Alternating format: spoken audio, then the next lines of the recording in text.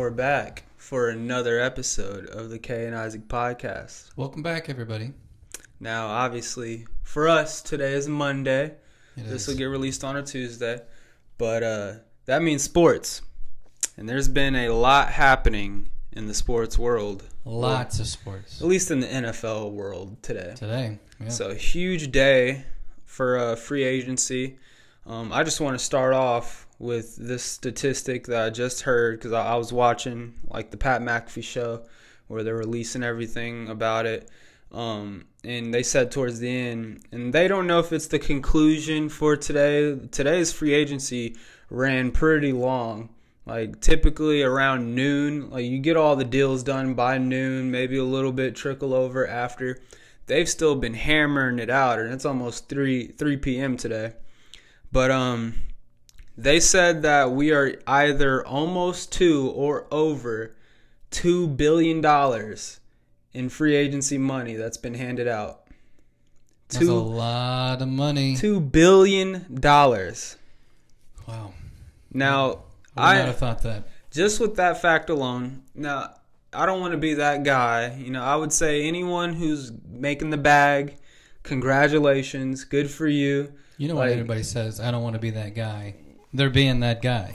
How many of these people, I don't want the NFL to turn into the NBA, where you get a Solomon Hill, which I always refer back to him because that's one of the worst deals I ever seen in my life, where someone who rode the bench, didn't do anything really. He stepped in when there was injuries, made some points here and there. He ended up going to New Orleans on a 3-year, $48 million. Yeah. And I haven't seen too much of that. There's been a lot of free agents that have been thrown around that I don't necessarily know too well. There's some safeties here and there. For example, there was a safety that went from the Texans to the Jaguars, and he got $14 million or $12 million guaranteed over a 2-year deal or whatever. But he's a 31-year-old that rotated in to the backfield. And I'm I have no clue who this dude is. Maybe he has a solid highlight reel where he stepped in as a role player, did his job well, but maybe he's just complete garbage and they needed someone to get into that spot. Fill that space. It's possible. The only one really that I saw that I'm was actually he was a Pittsburgh Steeler for a long time. He is going, I believe, to the 10. Is it the Bears? I thought the Bears picked him up, but maybe wrong. I might be wrong. So who are you talking about? No, go ahead. I don't want to interrupt. Maybe I'm thinking the wrong guy. I saw he was going to the Tennessee Titans. Dan Moore. Oh, okay. Is that not who you were talking about? No. Who are you talking about that went to the Bears? I don't remember. You remember what position? I thought he was a tackle. Larry Ogunjobi, maybe? Yeah, that's what it is. Yep. Yeah. Okay, so we let go of Larry Ogunjobi. That just freed up $7 million cap space. I didn't see any type of deals that he got with the Bears. But who I'm talking about is Dan Moore, which Dan Moore rotated in. I mean, our number 1 draft pick last year, our first round draft pick, Troy Fatunga, he ended up getting hurt, and so he didn't play too much. And so Dan Moore got I think he played 3 games or something like that, and then we started rotating out different people here and there. But he played 3 games. He's been with the Steelers organization for some years now, and he's had his moments here and there where he'd step in. He's never been good enough to hold down the starting position, though.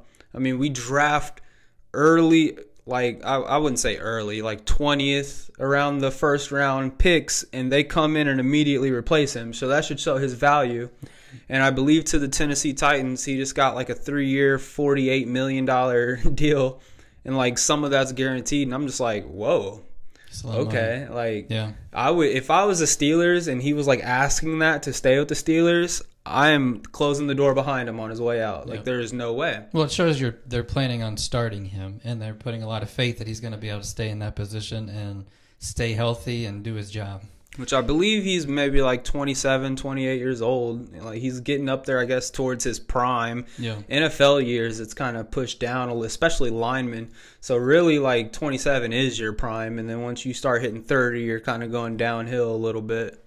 But that's really the only one that was like a shocker to me. Now, there's been some wide receivers here and there. There's been, I know quarterback's the most important position, so we should go ahead and jump into this whole fiasco that's been going on today. So immediately, Geno Smith ended up leaving the Seahawks to go to the Raiders. To the Raiders. I believe he had like a 3-year, $100 million deal or something like that. Something like that. And that's a fat amount of money, $100 million. Like, just take that into account. Like I said, quarterback is overvalued.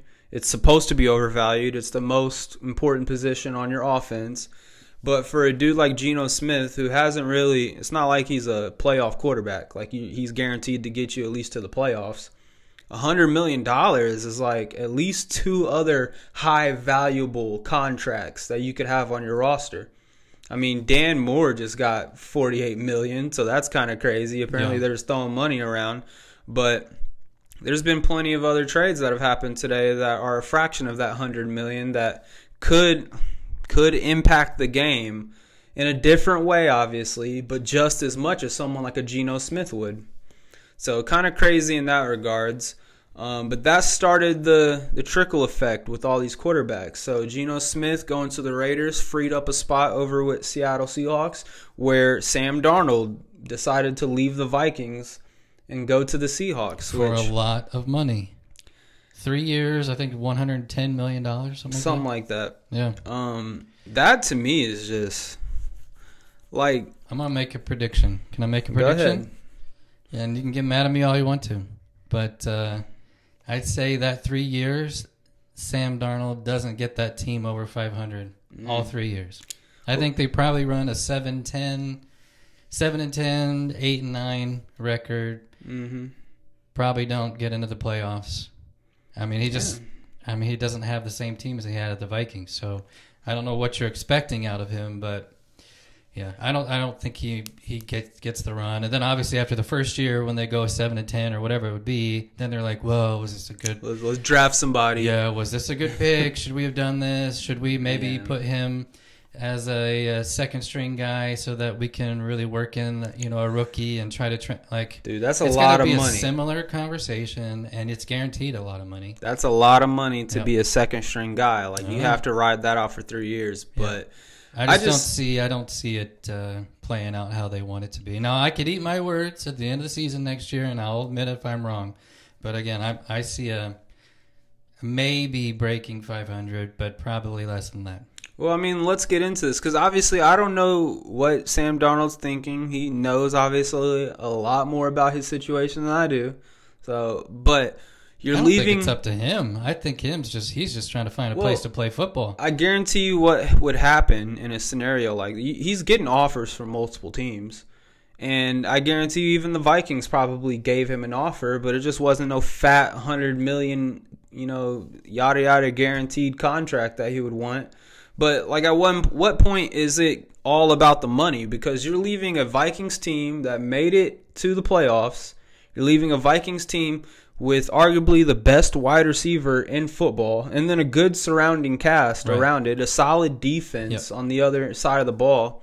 Good coaching. You're leaving that situation to go to a Seahawks team that completely cleaned house with their wide receivers. I don't know who they're throwing the ball to next year. Yeah. I mean, I don't think they know either. I think they got like a young dude like Smith and Jigba or something like that came out of Ohio State a couple years ago. He's like the only person left that I know over there. I couldn't name who their running back is. On the defensive side of the ball, I really don't know what's going on over there either. Like, I have no clue. They're turning into like a Jaguars from a couple of years ago, which Jaguars have made a bunch of moves in this offseason too. We'll see what happens with them. But I don't understand what Sam Darnold's thinking as far as his legacy is concerned. Like, do you really think you're going to have a more successful season with the Seahawks than you did with the Vikings? Here's my thing. And again, you can disagree, but I bet he wasn't getting as many offers as you would think that he was. Because there are a few teams that obviously they're looking for a quarterback, but there's some that are just like, I don't even know if he would fit in our scheme. Yeah. Like, so Seattle, I don't know if he fits in that scheme. But so he may have just been looking at, hey, this is the money I can get, it's a solid franchise. So it's not like you're going to, a struggling franchise, but you're not playing for a playoff team. No. So I personally, I don't know. I think he probably just looked at that check and said, "Hey, I may not have a whole bunch of time left, so I need to make some money and let me go give it a good shot." He's only 27 years old. I mean, this 3-year contract will run him to 30 years old. So if he could somehow do something over here with the Carolina Panthers, he's looking down the line at another Panthers with the Seahawks. If he does something in these next 3 years with the Seahawks, then he could potentially be running into a bigger contract maybe later on. But I don't think he put himself in a good position looking for that bigger contract. Get him out of the picture. Do you think the Seahawks put themselves in a good position? I think the Seahawks are in rebuild mode. You're not going to rebuild with a guy like that. He's only 27. I mean, who knows? Maybe they like him after these first 3 years and decide to give him $150 million the next contract around. Who knows? I mean, do you think he's a better option than Geno Smith? Well, I think Geno Smith didn't want to be there in the first place. There was talks like he wanted that fat contract with the Seahawks, and the Seahawks weren't willing to pay him, so they go and pay someone else more. Yeah. I mean, I don't understand it, but I don't know what the Seahawks are doing right now.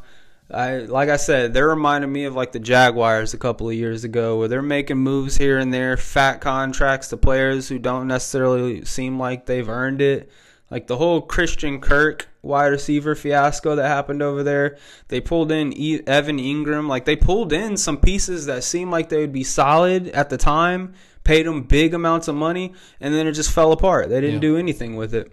Yep. Sometimes you wonder if some of these NFL teams are just, they're throwing things at the wall just to see what sticks, and if it does, then they hang on to it. But also you run into a Vikings team that it seemed like it worked, seemed like it would stick, and why wouldn't you give him franchise him? I mean, that was an option that was on the table. Give him a franchise tag, at least get him on for one more year and see if you can make another run at it. But evidently they saw a different approach, and now it makes you wonder what direction they're going to go. Well, I mean, I've heard a lot of talks that they just really like J.J. McCartney. I mean, he's a leader walking into it. He didn't really get his opportunity to do anything. He played like the first game and then got hurt. And in that first game, he looked decent. But they're kind of a younger core, too. Like I said, they have the best wide receiver, Justin Jefferson. He's only like 24, 25 or something like that. But the question is, do you want to put a team like that actually has a pretty solid offense, pretty solid defense, and put it in the hands of a rookie? Because that's what he is going to be again. And, I mean, it might work out to where it's a commander situation, to where he does come out and he does do well. And I would compare it more so it's like the 49ers with Brock Purdy. Like you have make the Super Bowl next year? Is that what you're saying? No, I'm not saying that, but I'm just saying like they have some solid pieces over there, and with Brock Purdy, it was kind of like if you can make this 10-yard pass right here, they'll do the rest. Okay. You know, with Daniels over, or Jaden Daniel, whatever his name is, over with the Commanders, he really was running the show like Russell Wilson back in his Seahawk days. Yeah. But back to the point of the Vikings, I think the Vikings are probably either going to, and this kind of scares me a bit because making this move with Sam Darnold going away, that kind of does open the question of, are they going to ride out with J.J. McCartney? I hope they do, because if they're not, that is such an appealing destination for Aaron Rodgers. Yeah. And with all the domino effects that have been happening with the quarterbacks, I mean, Justin Fields signed with the Jets, so he's no longer going to be in contention over there. The only quarterbacks I really see left on the market for the Steelers to go grab, which I'm going to be talking about Steelers here in a second. I'm sure you are. But that leaves Aaron Rodgers, that leaves Russell Wilson once again, and that leaves Daniel Jones. And those are the big three quarterbacks that I see still on the market that I think the Steelers would probably try and go towards and grab. How strange would it be, though, to see, I mean, Brett Favre leaves the Packers, goes to the Vikings. You have Aaron Rodgers would leave the Packers. Technically, he went to the Jets, yes, but then go to the Vikings. Brett Favre went to the Jets, too. Did he? Yeah. For 1 year? I believe so. I believe Brett Favre was with the Jets and then the Vikings. It's the same exact pathway. Oh my goodness! He went to the Jets for like a year, and then he ended his career with the Vikings. Wow. Yeah. It's like following his footsteps. I mean, I really hope Aaron Rodgers, because here's the thing. Yes, the Vikings are a really appealing team, but with the Steelers now, we just picked up DK Metcalf. So we have GP, we have DK Metcalf on the other side, we have Pat Freiermuth in the middle. We're still trying to work out what we're doing at running back. Worst case scenario, we just have Jaylen Warren, which Jaylen Warren's a dog in himself. Where's Harris at? Harris is up for free agency right now, so I don't know if the Steelers are going to sign him. I don't know. I mean, a lot of people are saying he might go to the Chargers. So we'll have to see what happens with Najee Harris. There's been talk saying, like, he's already been saying his goodbyes to people and stuff like that. Like, I don't think the Steelers want him. Any plans for him to come back? Which I'm kind of split on that because he's been good. He's had, I think, 4 or 5 consecutive seasons over 1,000 yards rushing. It's hard to ask for these days. That is with a team, though, that is primarily focused on running. And I think if you could find a running back out there that could get the same amount of snaps as Najee Harris at the same skill set, I think they could probably get 1,000 yards every year, too. Yeah. If you gave Jaylen Warren all the amount of snaps that he had. And reminder, he was doing that with splitting snaps with Jaylen Warren. It'd probably be like for every 2 snaps of Najee Harris, Jaylen Warren would get 1 snap. But if you, like, I've been seeing a lot of these draft predictions and saying the Steelers might try to go after Ajante from Boise State last year. The dude that was like a phenomenal running back, should have got the Heisman, but they gave it to Travis Hunter because he played more. So if we could get someone like him, then yeah, Najee Harris leaving would make a lot of sense. I like that. You're getting him on a new rookie contract. You're not going to have to pay this running back because, like, Saquon Barkley kind of setting the bar a little bit higher for running backs to try and get paid, especially if you're a semi-successful running back. So, anyways, us trying to figure out that running back situation, interesting. I could see us in some type of capacity going after another offensive lineman because we always do that in the draft. We try to get some slept-on lineman. Just beef it up a little bit. And especially with Dan Moore leaving, like, we could use a little bit more depth at the offensive tackle position. So we could probably do that in the draft. I love that we picked up DK Metcalf because there's no more need for a wide receiver. Right. And that's going to free up a little gap. Exactly. And the other big move that I like a lot with the Steelers this free agency period is them picking up Darius Slay. Darius Slay, veteran cornerback. At one point, he was known as Big Play Slay. He led the NFL in interceptions like maybe 3 years ago or something like that. He's a phenomenal defensive back, and so you're going to have him. You're going to have, obviously, Joey Porter Jr., who's still young, still developing.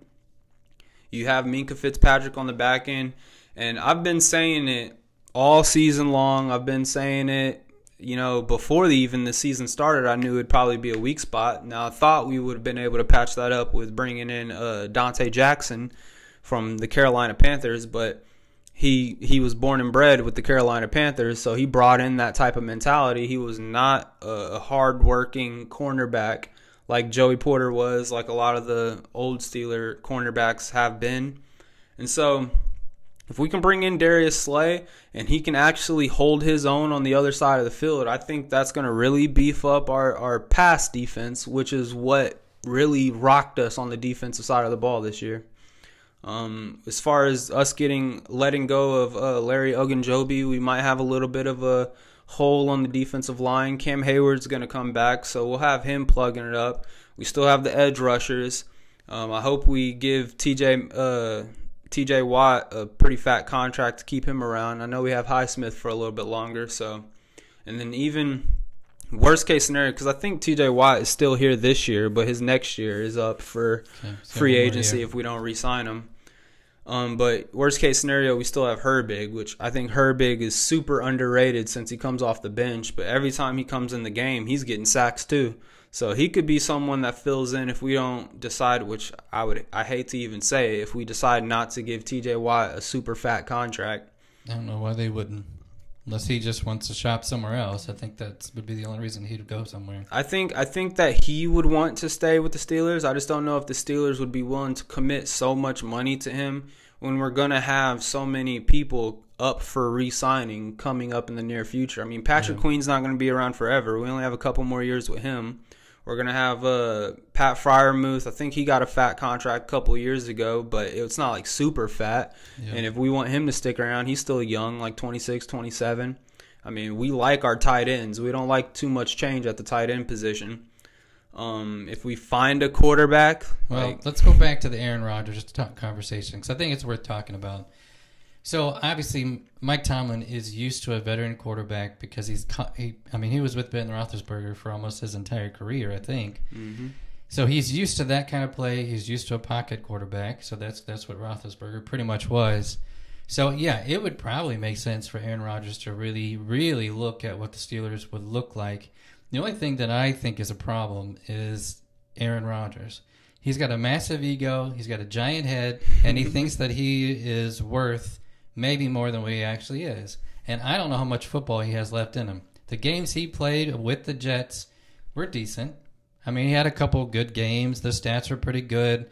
He wasn't working with much on the Jets, so I kind of feel bad for Justin Fields walking into that situation. Cause, he chose it. He wanted that guaranteed money. Yep. I mean, he's looking at the money. Maybe he's looking at the opportunity. I don't know. But I would also see, though, it would be very appealing for Rodgers to look at, as you said, the Vikings, because of what they're dealing with. They've got a young team. He can be very much a leader in that locker room.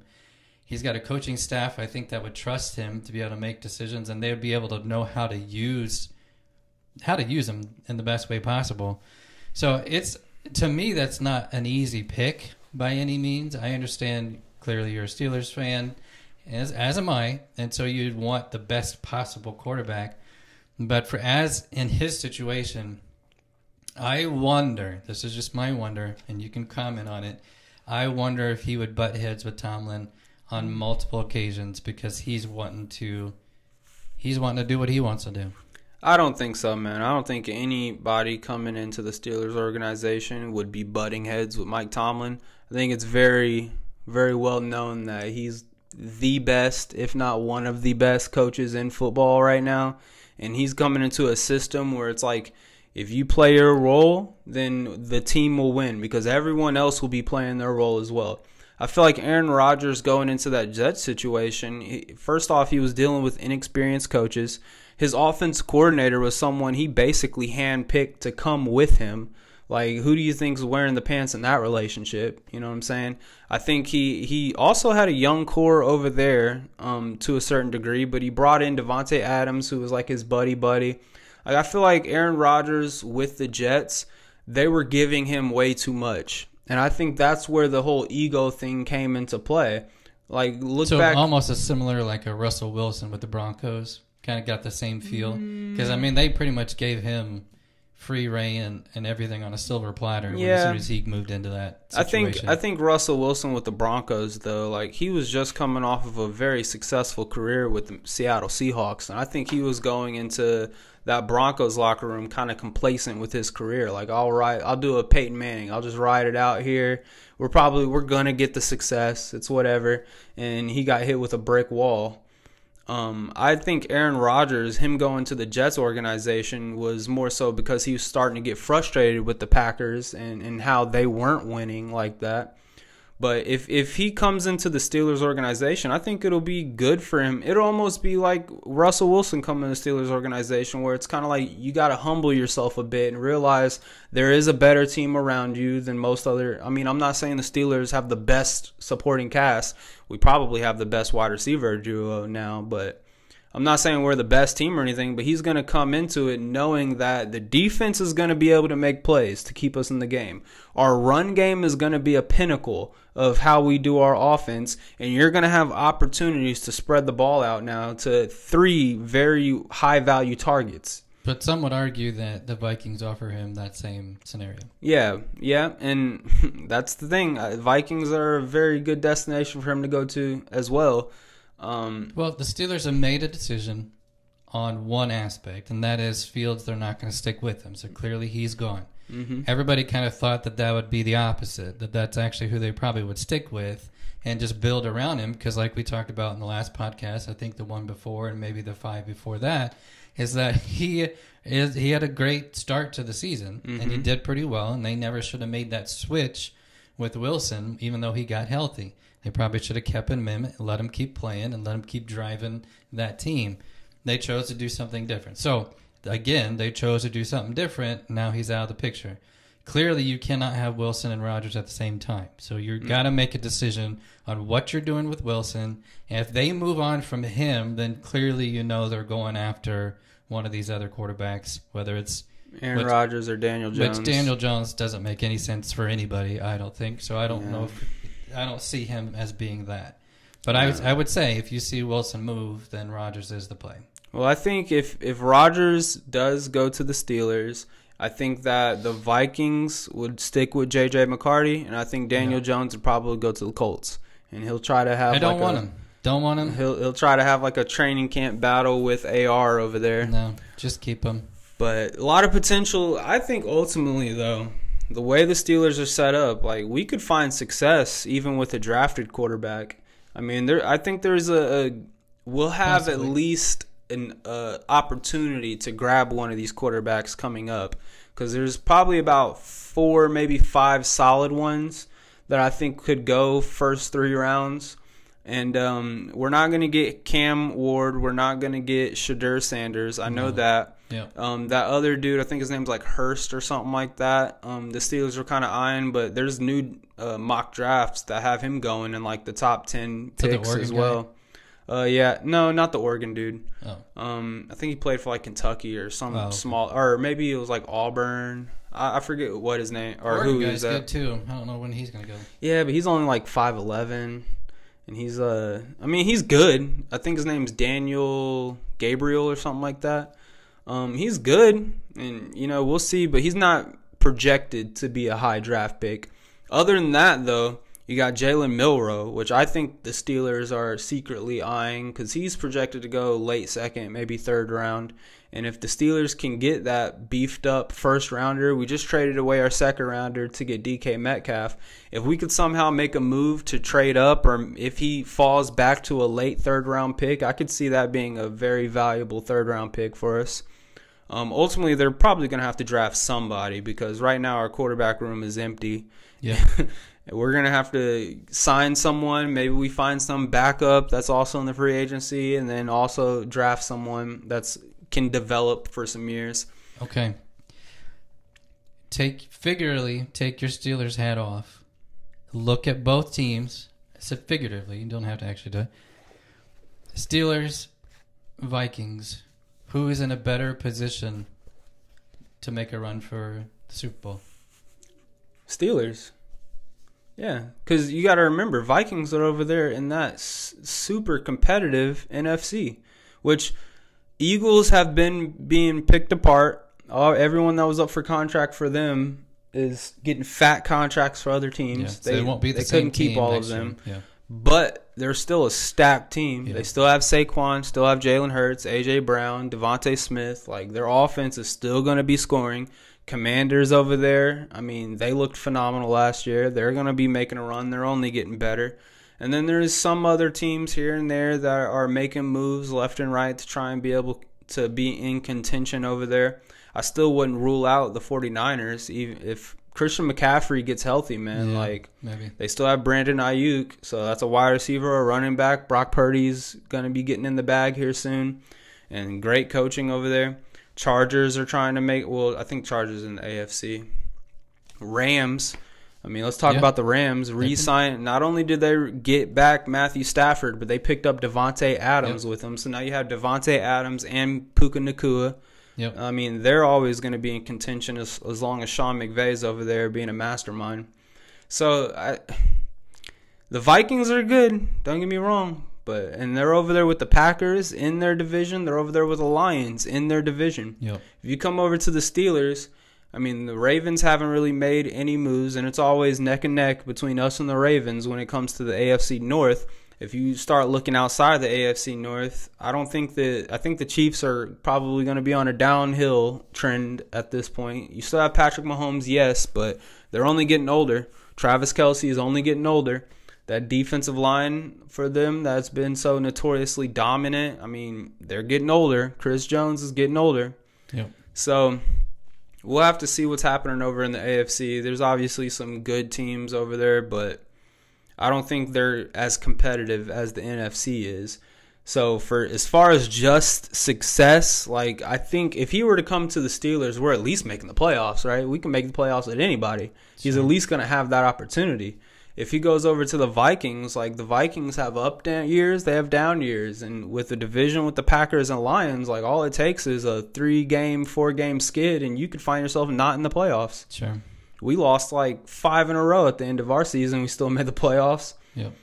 So we'll have to see. Yep. Now, today was the first day to where it was like legally you could start signing people, trading people, and it became official. So we still have quite a bit of time left to see what else is going to happen. Yeah. And we're still seeing things pop up on the computer screen with all kinds of trades and stuff. So we'll see what's even after this podcast. We'll talk about it maybe next week. But it's, very busy first day. That's for darn sure. Absolutely.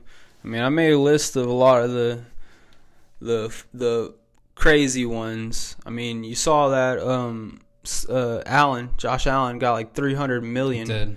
Yep. Like that's kind of wild. Yep. And 6 years, I think, right? Something like that. Yeah. Yeah. And we talked about a lot of the other ones already. Another one which I just really like this player was Hufanga from the San Francisco 49ers are kind of like, figuring out what they're doing over there, but they let go of Hufanga. He went over to the Broncos now. So he switched from the NFC to the AFC. I saw that Colts got Bynum, I think. Yeah. Safety. Yep, which Bynum, he's I think Cam Bynum is his name. He's a young player. We need somebody. I mean, our safety corps struggled. They struggled the past several years, so that's a good pickup. Yeah. They can stay healthy. I think there's been a lot of D tackles and D ends switching places. Javon Kearse, I think that's his name. Kearse is his last name for sure. From the Eagles, he just went somewhere and got a fat bag. Eagles have really been letting go of a lot of people. They let go of like 2 corners, a D tackle, a D end.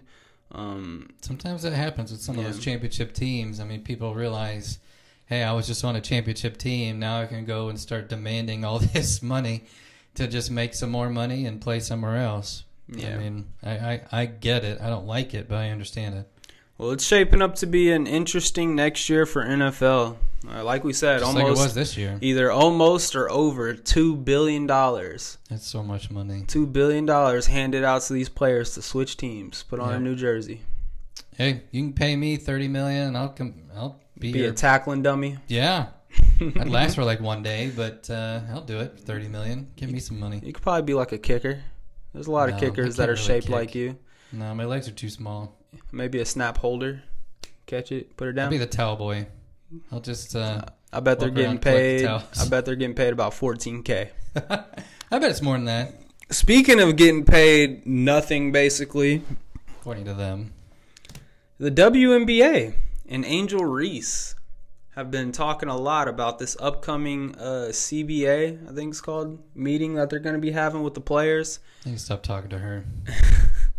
And Angel Reese is very adamant that they're going to be sitting out. The negotiations haven't even started. But whatever that number is, Angel Reese is like, we're more than likely going to be sitting out because it's not going to be what we want. And I want to know what she wants. I legit want to give me an answer on what kind of money you are expecting to make in a failing program. You lost millions of dollars last year, even though you had one of the best years you've ever had. And it wasn't because of you. It was because of Caitlin Clark. That's a fact. There's no statistics that. I'm just saying that as my opinion because she played for the Fever. So what kind of money is she talking about? I don't know. I mean, I will say, I saw a post talking about how Caitlin Clark, number 1 overall pick, her rookie contract's worth $75,000, and then you have Wembanyama, $75,000. $75,000. Now she has all these other sponsors, so she's probably making her money that way. But they're making money. I mean, that's a small contract. And then you have Wembanyama going first overall. His rookie contract's $12 million. A little bit of a difference. But you're also, again, factor it with what money is being brought in. You're in a multi-billion-dollar company, and you're in a negative $50 million company. Yeah. What do you expect? I don't know. I mean, you have to. This is your responsibility as the WNBA. You have to continue to try to grow that brand and that business. You have to get people in the seats. You have to sell tickets. You have to sell apparel, because that's what the NBA does. Well, according to Angel Reese, she is doing her part. Oh. It's not just Caitlin Clark. I mean, she pulling got in all that these people. McDonald's deal. Yeah. I mean, it's her name's on the bag. I didn't even want to order it when I was there, but I had the burger. It was all right. yeah. Barbecue sauce on a bacon cheeseburger. Hey, if she can get it, I'm happy for her. I mean, honestly, go get that money if you can. But like I said earlier with the NFL players, like anyone who can get to their bag, congratulations, good job. Whether you're worth it or not, that's a different conversation. Listen, but I'm never going to be hateful towards someone that negotiated their way into making millions of dollars more. I'm totally fine with that too, but you have to see it from the perspective of a business owner. I own a few businesses. I can't just give you money because it sounds great. Yeah. I have to have the money in my pocket in order to give it to you. Or then I go out of business. And technically, the WNBA should have gone out of business a long time ago. Yeah. Because it's being subsidized by the NBA, I mean, what kind of negotiating strategies can you go to the table with that's going to benefit you? What they should be saying on the other side is, you still lost me $50 million or whatever it is. I should be paying you less, not more money. I mean, that's what would happen in the real world. But because people are thinking about it on the sports financial sense, to the which way she's thinking, and I get it, you're not there yet. Again, go next year, have a phenomenal year, bring more people in, make sure you're getting those TV contracts, make sure you're selling apparel, make appearances as many places as you can, get those other contractual deals with Nike or whoever you're trying to do business with, and grow that brand and see if you can get more people interested. But you also have to raise the quality of standard of basketball. Because I'm not just going to watch because you want me to watch. It has to be entertaining for me to watch. Yep, which Caitlin Clark is entertaining. I've watched, and that's why people went to see her. Yep, and there's some hoopers in college right now. Only one that I know their name of is Juju Watkins, plays for USC. Yep, she's pretty good. She was in a State Farm commercial. Yeah. And that's the thing. They are getting paid with these endorsements and stuff, but they want to get paid from... and that's the same with the NBA. They're getting paid from the NBA. They also have these fat endorsement deals. A lot of them. And so, I mean, I'm not going to prey on the downfall of anyone, but logically, I want this to be the first time in sports history that I can think of where whenever these players go on strike and refuse to play ball because they're not getting paid enough, I want to see the WNBA just say, all right, bye. Well, find somebody else. Go to the 3-on-3 league. We're going to pull in because I don't pay attention enough to college basketball, or girls college basketball, I should say, to be able to say this. But I guarantee you what Angel Reese is doing over with the Chicago Sky, you could probably find at least 3 or 4 more players doing over in college basketball that could come in and fill her spot. Or more. And how many of these girls out there are just grateful to even have an opportunity to be on the WNBA stage? Because obviously you're not getting paid the money, but you're getting the endorsement deals from your name and likeness being out there. Yeah. There's so many girls that come out of college basketball that have to move overseas in order to just keep playing basketball. Yep. And I'll be honest with you, I wouldn't want to be the president of the WNBA because you had a pretty solid year last year. I mean, there was a lot more tickets sold than ever. You had more TV contracts than you've ever had before, more apparel than ever before. But now you have to not only replicate that, you have to grow that the following year. And you had this hype of several people coming into the league that raised that interest, I guess, from the fans. You don't really have that now. Yeah. So are people still going to show up just because Caitlin Clark's coming to their city? Well, they saw her last year. So are they going to come this year? I mean, I don't know. Theoretically. You would hope so that's the case. But again, you have to do a better job of marketing your program to make it, again, and it's all about the quality of the ball. How the basketball is being played is what's going to gauge that interest. And again, you gained a lot of fans last year, but you're going to have to maintain those and you're going to have to grow it. So I I don't envy that president one bit, because that's going to be a tough job. I mean, I think of it like, I don't like to compare, but I almost want to compare it to like the UFC, where when it comes to the UFC, like, that's the best in the world fighting. Yeah. And you tune in to watch the UFC, but then you have other programs or other like companies like Pride, which they have fights going on too. Yeah. But they're not top level fighters. It could still be a good fight. Yeah. It could still be two average people could put on a really good show. Yeah. But it's not going to be the highest level versus the highest level. Well, they might be phenomenal fighters, but how much promotion do you ever see of that program?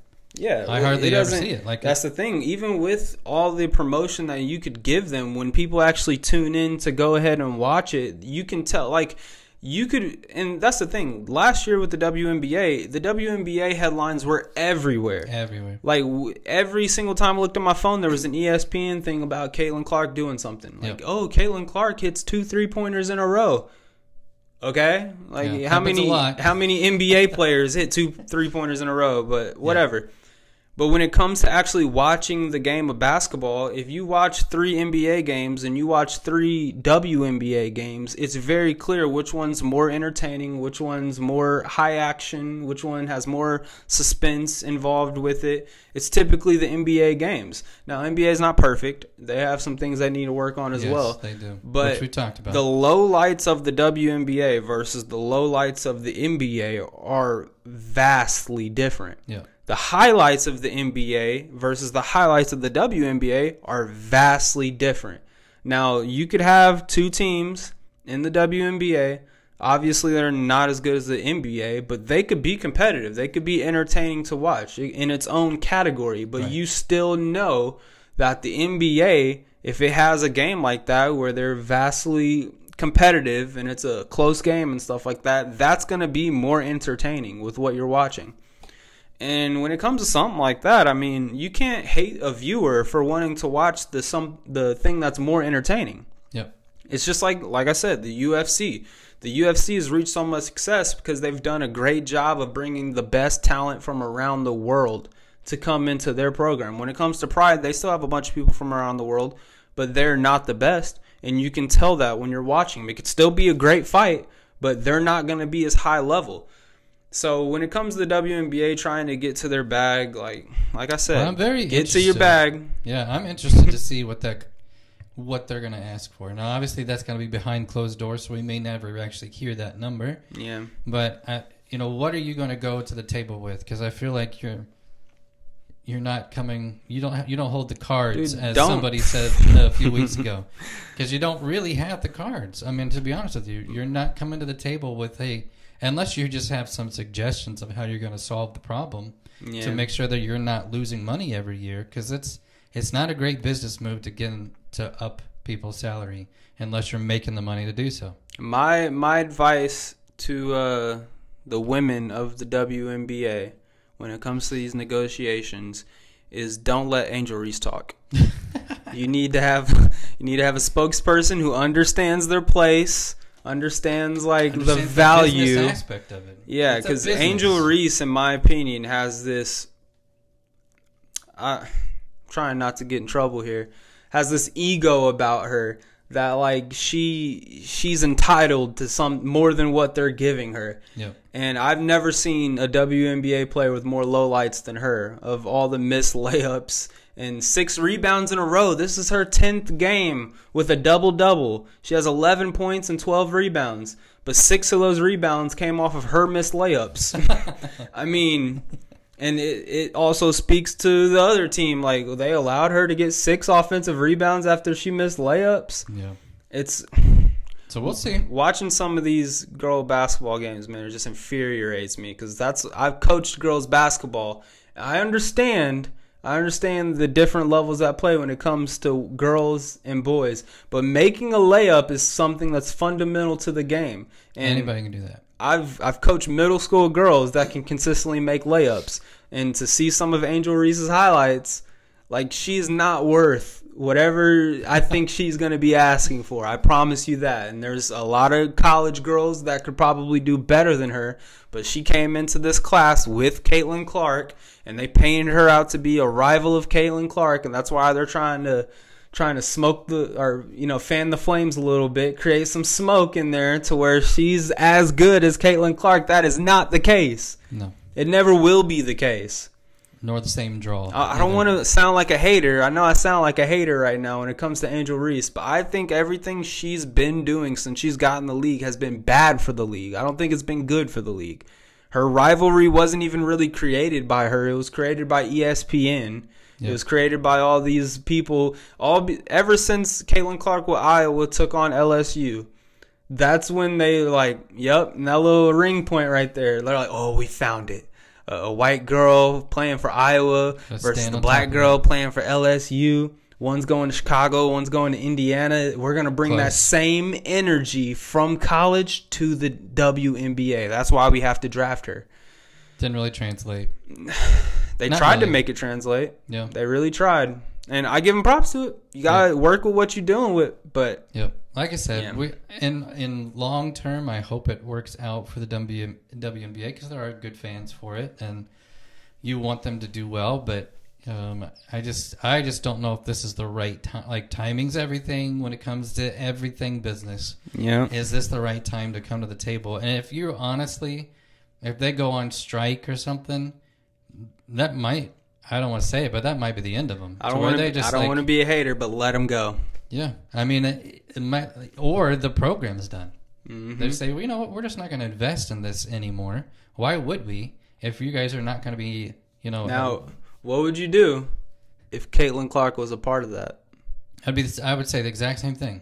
I mean, honestly, let Caitlin Clark go? If she's going to be like that, yeah. Mm-hmm. Like, I know, I know what she did for the league, and I enjoyed watching her play basketball, but if you're going to come to the table, you got to have something to come to the table with. And right now, nobody is bringing that league to where it's profitable.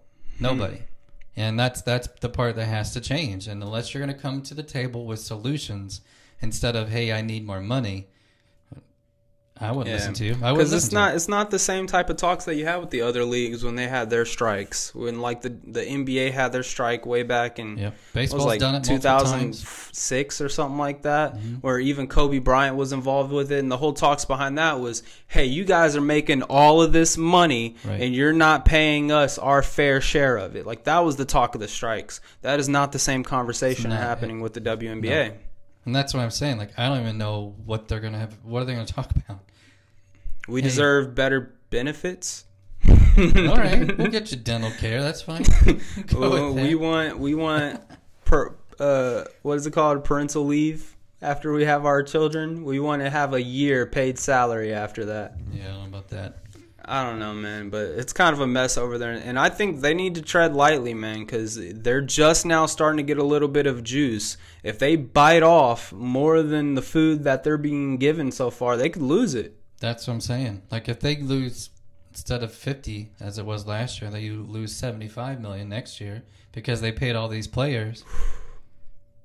What's that going to do to the league? You're going to bankrupt the league, and that's what should happen because that's how business works. NBA just needs to buy them, man, and start throwing some of their cheddar towards the women. I mean, that's kind of what they're doing now. Isn't that against what this society so far is like? We don't need men. We don't need men to be helping us. We're not talking about that. Let's move on. We don't need them protecting us. We can protect ourselves. Speaking of two teams that are great rivals, okay, so I ended up watching, which was a huge ticket. So Lakers and Celtics on Saturday. So they said that this was the seventh. Let me see how to best word this. Seventh highest ticket price in history of the NBA. So the courtside seats were like $24,000 or something insane like that. Dang. Now, granted, you just had this big move from the Lakers. Okay, Luka Doncic comes in. You got LeBron. They've been going on a massive streak. I told you this would happen. If you remember past couple podcasts, I talked about the Lakers, and I said if they can get on a run, they can find themselves in the 2 spot. Well, probably not get up to the 1. They're number 2 in their division right now, in their conference right now. So they come in, and Boston's been on a roll. They've been playing pretty well, and I watch the game kind of unfold. Pretty close game till it gets about the third quarter. Celtics start taking off. They go into the fourth up by 20, and then the Lakers start making a run, just kind of chipping away at it. So Tatum scores 40. I'm going to give that to him. Okay, I know I'm a hater of Tatum. I want him to be better, even though he is really good. I think he could be a lot smarter with the ball. I've said this like 1,000 times, so I'm sorry I keep repeating myself. I will tell you, there's several things that I noticed, and I want to get your thoughts on them. Number one, Lakers pretty much ran their entire offense through Luka Doncic. Mm-hmm. So he got the ball 98% of the time when it came down the court. Now, doesn't mean he shot every time. He did score 34, had a pretty good night, but every time that ball came down, it went through him. So they were trying to find an open space for him to take a shot, and he did a pretty good job. He was having some lower back problems. Couldn't tell. He still scored 34 points. He's always having some type of injury problem while he's playing. LeBron, I think he plays it a little bit. He might. LeBron goes out with about 3 minutes left. He's going to be out for the next couple of weeks. What happened to him? It's a groin issue. Groin. Yeah, I didn't see it really happen on the court, so I don't really know. Like, I didn't physically see it happen, so I was watching that and UFC at the same time, so I was kind of distracted. But so I thought that was interesting. So I think we've talked about it. There's definitely starting to pursue a more. Lakers are starting to move Doncic to more of a, like, this is going to potentially be his team, and we want to run the team through him. LeBron's still heavily involved. I'm not taking anything away from him. But I'm telling you, a lot of these younger players, they're looking to Doncic every time he comes down the court. Every time. Mm-hmm. So that's one thing that I noticed. Second thing I noticed is this. Tatum had a great game, 40 points. The last 10 minutes was the exact things that I talked about. Comes down, shoots a stupid shot, tosses up a three, waits till there's 4 minutes left or 4 seconds left of the shot clock because he's dribbling up at the top. Does nothing with that ball to help his team's stupid passes. So he scores like nothing in the last 10 minutes. And I will tell you, Jaylen Brown was the only guy that was consistently being good with the ball and making shots, and that's what helped them win that game. Because if he was not hitting, the Lakers would have came back and won that game. Yeah. So this is my opinion. It's controversial. I understand it, but I continue to say it, and I'm going to say it one more time. When you have to come to a clutch moment in the playoffs, when the Celtics are making that push, they've got the lead or they need to get the lead, that ball needs to go through Jaylen Brown, not Jason Tatum. Yeah, I think that's kind of a reflection of what we saw last year too, with the at least the championship, but a lot in the playoffs. That's why Jaylen Brown got the Finals MVP.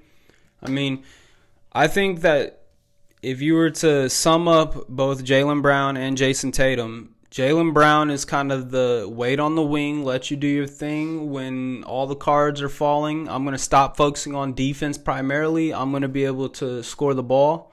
I think Jason Tatum is like a regular season MVP type of dude where he's like, I'm going to do everything it takes to get us to this point, but I'm going to run out of fuel. I'm like, I can't sustain this the entire game. I need someone to help me here. And so I think it's worked well for the Celtics if you can have that Jaylen Brown type of player be able to step up and do the things he does. Now, we've talked about this ad nauseum with their type of basketball. It's a lot of primarily ISO basketball. It is. Where, you know, Jason Tatum, he gets those 40 points basically off getting 40 points himself. It's not his teammates setting him up. It's not someone else driving in and passing it out to him for him to smack a three. It's him coming off the dribble to be able to hit a three. And kind of the same for Jaylen Brown too. But Jaylen Brown plays a smaller position. You know, a lot of times they have him at the three. They have Jason Tatum at the four. Jason Tatum's doing these ISO plays against typically another 6'8", 6'9" player who's a little bit more mobile than a center. And so it's a little bit harder for him to do ISO plays like that, especially down the stretch when people are starting to lock in, versus Jaylen Brown's typically going up against someone of a smaller size, somewhere from 6'4" to 6'7" range. He's 6'6" himself, so if it's working for their team, I mean, they still got the dub at the end of the day. Whatever works, and, who knows? Maybe you'll have that game where Jason Tatum starts off not so hot. Jaylen Brown has to be the guy earlier on, and then Jason Tatum can turn around in the fourth quarter and start putting up some points himself.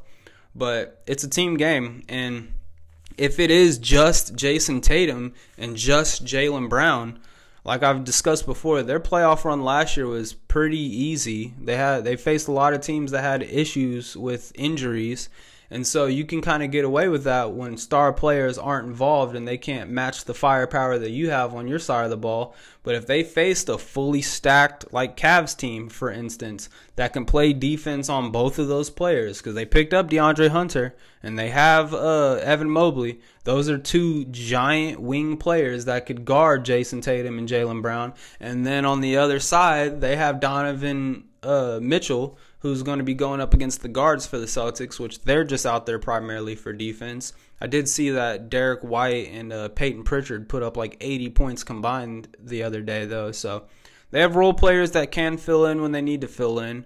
Going up against a team like the Lakers, who knows how it would have played out if LeBron would have played the entire game. He was only out like the last 2 minutes. So, oh, was he? Yeah. And how much did they win by?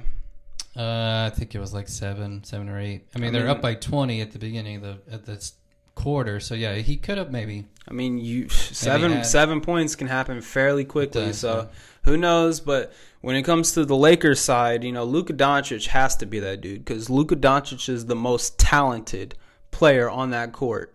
Whenever it comes to the Lakers, probably the most talented player in the NBA. Period. Because he can do everything. And he can do it at his pace, which is typically a slower pace. He can also catch you by surprise by blowing past you.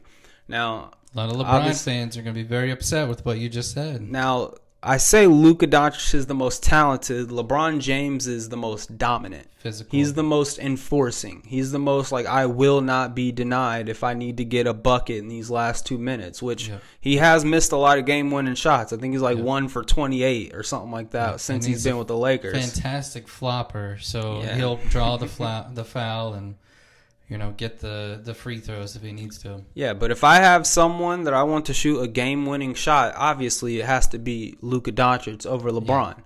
I mean, Luka Doncic can make ridiculous shots with two hands, straight in his face. It doesn't matter. He's just like Jokic. He was doing that Saturday. Yep. So I'm not mad at that at all. And if there's any player in the league that gets that Jason Tatum treatment with the Celtics, where you need to just ISO, everyone go to the side of the court, let him cook, it's Luka Doncic 100%. Yep. There's a couple other people I would even put in that category to where it's just a strictly ISO situation. I love team basketball. I say set him up, give him a pick and roll, give him a floppy screen or something like that to where he can get open before he gets the ball. But in a situation where it's just him, the ball, and a defender, Luka Doncic has to be at the top of the tree. I will say, though, after watching that game, we've kind of already talked about it, but it almost was a confirmation that it's either the Cavs or the Celtics are going to win the championship this year. Nobody from the West is going to come out and play. The Thunder maybe. I mean, they played fairly well against Denver, but I wouldn't rule out the Lakers, man. No, I know they might have. They did not match up well. I mean, honestly, if they can keep. Here's the other thing: Celtics, they switched off on Doncic several times. They didn't stay with a consistent defender. They're like constantly there was multiple people. Yeah, that's the game. Yeah, everyone switches off. But I think your best defender, you put him on him, and every time he comes down that court, and you make sure there's a hand in his face, and he has to make somebody else go score. And I think that's what you have to do. I mean, they can definitely scheme towards it, but as we've talked about before, they have good role players that can step in and get a bucket. And if you're sending, because you're not going to be able to have one person just lock down Luka Doncic. I don't care. Everyone on that Celtics team, you could have Jaylen Brown, Jason Tatum, Derek White, Holiday, any of them matched up alone on Luka Doncic. I don't think it's going to work pretty, especially if they're getting him in a pick and roll instance or something where they can try to give him a little wiggle room to get free. But the game of basketball nowadays, everything is switch. I mean, we've seen it time and time again where, like, for example, the King LeBron James, every time he faces the Pacers, it's always him down in the post against some 6'2" guard, because we don't know how to. No one in the NBA can successfully keep their primary defender on the primary scorer. Like, that's just not a thing in today's NBA. Everyone switches everything, and if you get a bad defender on you, then you have to know how to come help defense and then rotate successfully. And with a passer like Luka Doncic, if you're willing to rotate that person, try to double team him as he's coming in, that's when your Austin Reeves steps up, hits some shots. Dalton Connect steps up, hits shots. Finney Smith, Rui Hachimura, LeBron James. I mean, you're gonna have people who can put up 20 points if you're running your defense like that. Yep. So I'm not gonna rule out the Lakers. I'm ruling them out. Mark my words. All right, they're not going to make it. We'll see. They might make it to the championship. They got to get through the Thunder, which I think is going to be a tough ask. Yeah. But if they do, they're not going to win. Yeah. I don't want them to win either, so I'm putting that out there too. Last thing I kind of want to touch on before we get up out of here. So you mentioned you watch UFC. Obviously, I watch UFC. I love UFC. That's, if it's a Saturday and there's a good UFC card on, yep, I'm going to be watching that. Now, this past Saturday, I kind of regret watching it over watching the Boston Celtics versus the Lakers, because the UFC card, in my opinion, was garbage. I think that there's a couple of good fights. Yeah, there was a couple. I mean, even in terms of good fights, though, like the fights that I think were even noteworthy of watching were ones that were like one-sidedly dominant. Like there was the Dustin Gaethje one, I thought was probably the best fight of the night. Yeah. In my opinion, I thought it was good. And they won performance of the night. In my opinion, like I would have gave it, I don't even know the dude's name, but the very first fight on the early prelims, that fight was like they were going at it the entire 3 rounds, all the way until the last like 10 seconds. They were just throwing haymakers at each other. Like that's a great fight. Yeah. When it comes to the Gaethje versus Fiziev fight, it was, in my opinion, very clear that Fiziev took that fight on a 12 days notice, because he did. And he did not come in the best of shape. I don't know how you do that. I mean, I understand why you do it, but I don't know how you do that. That's so tough, because a lot of these people, they know who they're fighting, months ahead of time. So they're physically preparing, they're watching film, like they're trying to mentally and physically get themselves ready for that. I mean, all the power to him for doing it. I understand, but man, that's a tough ask. And not only that, Fiziev was coming off of an 18-month layoff because he'd blown out his knee. And then obviously Gaethje a year ago got knocked out clean by Max Holloway, sleeping and seizing on the floor. Great fight. So both of them went into that fight, and in my opinion, that first round, it was more of a feeling out, kind of a hesitant, kind of a scared, like I'm not trying to get knocked out in the first 10 seconds of being in here. And that's the only reason why I would say like the potential for that fight. Yes, it was a good fight. I don't want to take anything away from it. But with those two people and their resumes, that fight should have been way better than it was. Okay. And just the fact that both of them lasted all 3 rounds, and they got obviously bumped up, bruised. I mean, Fiziev got dazed with that uppercut. Yep. And so, like, there was some hard hits going around, but it's not like they were cut open, bleeding all over the mats, like really wearing their heart on their sleeve in that fight. Yeah. So that's my opinion on that fight. Other than that, pretty much all of the, like Fluffy fought Bobby Green, which I threw all the money on Fluffy knocking him out, and that was successful because ever since Bobby Green changed his name to King Green, he's gotten knocked out in the first round of every fight. He needs to retire. Other than that knockout, all the rest were kind of just boring, to say the least. I mean, I had high hopes for Jalen Turner versus that kid from Chile. Both of them are 6'3" featherweights. I mean, they are known, both of them, for knocking people out.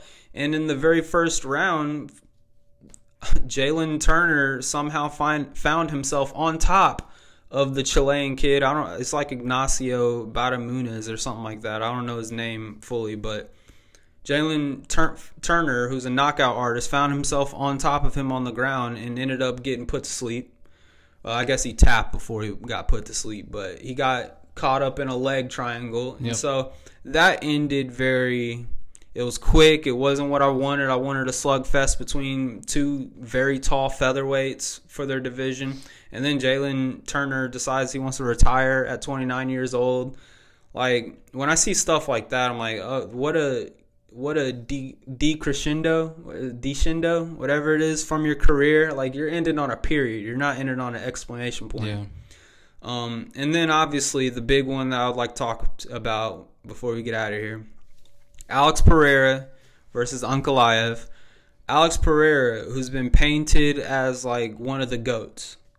He's been painted as, there was talks about this dude going up to heavyweight and fighting John Jones. Even John Jones himself was like, oh, I like that fight. Yeah, let's do it. Well, we saw on Saturday why he liked that fight. Because although Ankalaev didn't have any successes in taking him down to the ground, it was very clear Alex Pereira was super hesitant when it came to his striking because he didn't want to get taken down. Yep.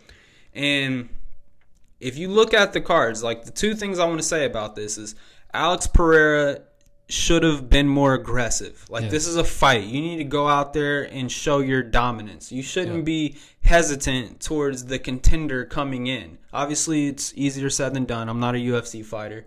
I don't know what he's dealing with, the pressure he's dealing with inside that octagon. That is definitely the least aggressive we've ever seen him. Yeah. Ever. In any fight he's ever been in. And to kind of paint the picture, I guess towards the end of the fight, he was thinking he was winning the rounds and stuff like that. And maybe that's why in the 5th round he still wasn't putting on the gas to try and prove a point or anything. His sideline was even telling him, though, hey, you need to go 3 rounds here. Like, you need to get going, because they weren't confident either. With that being said, I also want to look at the other side of what the heck is going on with the UFC, where we're allowing people to win these fights that literally just shove someone up against the cage and ride them for 4 minutes, and they win that round. I mean, it's control. I mean, that's what they're calling it, but I understand what you're saying. It's not like it's not like he's actually beating him up in a fight, though. It's grappling and pinning him against the cage. Like, you can get a 6'3", 6'4" dude, 250 pounds. I could pin him up against the wall. Like, I'm able to do that. That's not a hard thing for people to be able to do. Now, people will get off the cage. You should be able to, grapple with them, get the underhooks, and shove them off.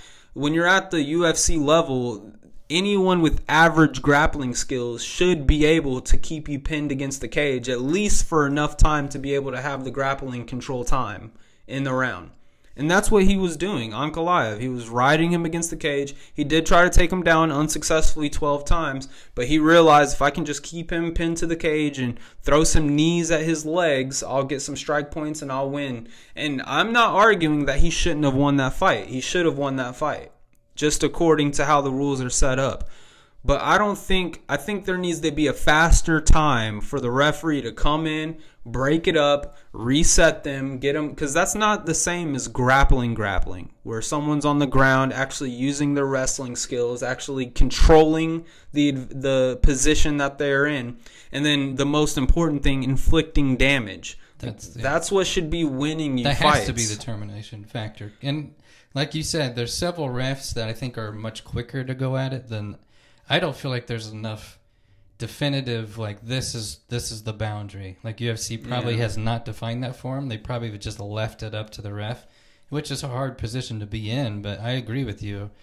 Make the decision faster. If nothing's happening, you just need to make a decision faster. Well, it's just ultimately, like, who's losing in this scenario? It's the viewer, because the viewer doesn't want to watch that. Right. We don't want to watch you just grinding up against somebody on the cage and roughing it out, throwing some there's short a women's shots. Fight that's literally all she did. Yeah, the entire Amanda every round. Ramos, I think, and that's the only reason she won. I mean, she really didn't inflict hardly any damage. She was just on top of her the entire time. Just physically imposing your strength on pinning someone against the side of the cage should not be something that we are in. Pereira said this. We shouldn't incentivize people to do this by showing that you can win by doing this. Because that's going to hurt the game. Well, I think the strong majority of fans would agree with that. Yeah. And those are the ones that are paying for this thing to happen. So they should listen to that.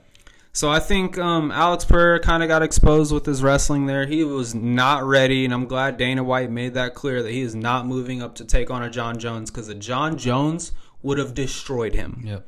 Would have destroyed, especially if somehow, which I think John Jones is much more aggressive in his takedowns, much more technical when it comes to it, to be able to get you to the ground, to where I think he would have successfully gotten Pereira to the ground, and then it would have been a nasty show. Yeah. But even if he couldn't get to that point where he's just pinning him up against the cage, John Jones has elbows out of this world, and that's what he likes to utilize in clinch situations.